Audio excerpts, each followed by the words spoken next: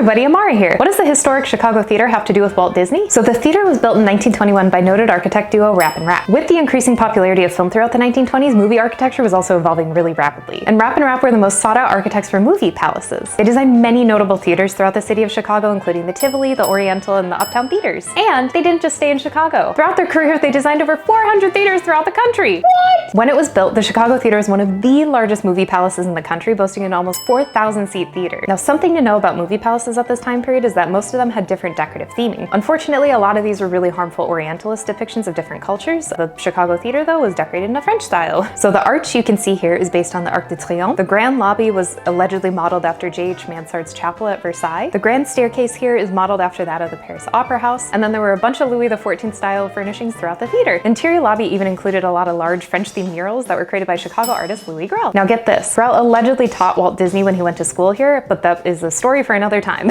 Also, fun fact, the Y that you see here in the center of the marquee, that is actually the official logo for the city of Chicago. I have a whole video about that on my profile, so go check it out. Ta-ta!